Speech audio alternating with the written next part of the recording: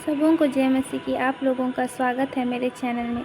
आज हम लोग वचन पढ़ेंगे रोमियो का नाम, जिसमें हम लोग वचन 14 से लेकर 13 तक पढ़ें, 1 से लेकर 13 तक। तो आइए हम लोग वचन में जाएंगे। दूसरों के लिए पाप का कारण ना बने। यदि कोई विश्वास से दुर्बल हो तो आप उसकी पाप शंकाओं का विवाद किए बिना उसका स्वागत करें। कोई मानता है कि उसे हर प्रकार का भोजन करने की अनुमति है, जबकि जिसका विश्वास दुर्बल है वह साग सब्जी ही खाता है। खाने वाले शाकाहारी को तुच्छ न समझे और शाकाहारी खाने वालों को दोष नहीं माने, क्योंकि ईश्वर ने अपनाया है। दूसरे के नौकरों पर दोष लगाने वाले आप कौन होते हैं? आपका दृढ़ बना रहना या पतित हो जाना चाहिए। उसके अपने स्वामी से संबंध रखता है और वह अवश्य दृढ़ बना रहेगा, क्योंकि उसका स्वामी उसे दृढ़ बनाने रखने में समर्थ है। कोई एक दिन को दूसरे दिन में श्रेष्ठ मानता है, जबकि कोई सब दोनों के बराबर समझता है। हर व्यक्ति इससे संबंधित में अपनी अपनी धारणा बना ले। जो किसी दिन को शुभ मानता है वह उसे प्रभु के नाम पर शुभ मानता है, और जो खाता है वह प्रभु के नाम पर खाता है, क्योंकि वह प्रभु को धन्यवाद देता है।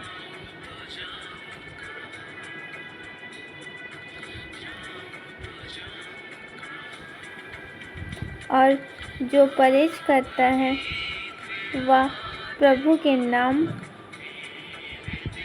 पर परहेज करता है, और वह ईश्वर के ना तो अपने जाता है और ना अपने लिए मारता है। यदि हमें जीते हुए रहते हैं तो प्रभु के लिए जीते हैं, और यदि मरते हैं तो प्रभु के लिए मरते हैं।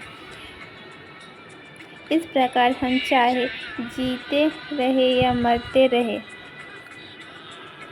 हम प्रभु के ही हैं। मसीह इसलिए मर गए और जी उठे कि वे मृतकों तथा जीवितों दोनों के प्रभु हो जाए। जो आपको अपने भाई का न्याय करते हैं, आप क्यों अपने भाई को तुच्छ समझते हैं? हम सब ईशा के न्यायासन के समान खड़े हैं, क्योंकि धर्मग्रंथ में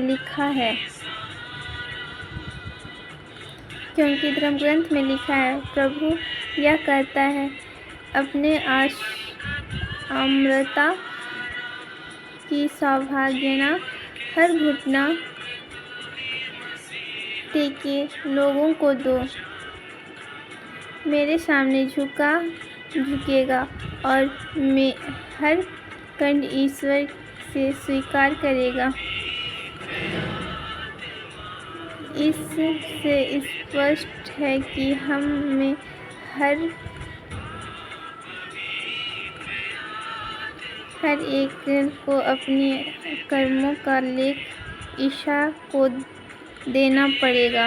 इसलिए हम आगे चलकर एक दूसरे का न्याय नहीं करें, बल्कि यह निश्चित कर ले कि हम अपने भाइयों के मार्ग में ना तो रोड़ा अकड़ाएं और न ठोकर, बल्कि यह निश्चित कर ले कि हम अपने भाइयों के मार्ग में ना तो रोड़े अटकाएं न ठोकर लगाएं। मैं जानता हूँ कि प्रभु ईसा का शिष्य होने के नतीजे मेरा विश्वास है कि कोई भी वस्तु अपनी अदृश्य नहीं है, किंतु यदि कोई है समझता है तो अमूर्त वस्तु है। शिष्य होने के नाते का विश्वास है कि कोई भी वस्तु अपने में अशुद्ध नहीं है,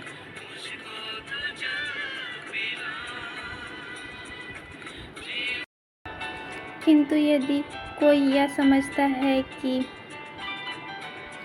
अशुद्ध नहीं है, किंतु यदि वह यह समझता है कि अमृत वस्तु शुद्ध है, तो वह उसके लिए अशुद्ध हो जाता है। जो उसके लिए अशुद्ध हो जाता है। यदि आप अपने भोजन के कारण अपने भाई को दुख देते हैं, तो अमृत प्रेम के अनुसार नहीं चलते, जिससे मनुष्य के लिए मसीह मर गए हैं। आप लोग अपने भोजन के कारण अपने विनाश का कारण न बने। आप स्वतंत्र को निवाद का विश्वास न बनाने दें, क्योंकि ईसा का राज्य खाने पीने का नहीं, बल्कि न्याय, शांति और पवित्र आत्मा का प्रदान आनंद के विषय में है। जो बातें द्वारा मसीह द्वारा बताई सेवा करता है, वह ईश्वर के प्रिय मनुष्य द्वारा समन्वित है। हमें ऐसे बातों में लगे रहे जिनमें शांति को बढ़ावा मिलता है और उनके द्वारा हम एक दूसरे का निर्मल कर सके। भोजन के कारण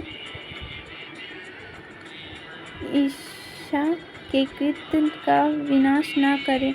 यह सच है कि सब कुछ आने में शुद्ध है, वस्तु यदि उसके द्वारा किसी का पतन होता है तो वह खाने वाले के लिए अशुद्ध हो जाता है।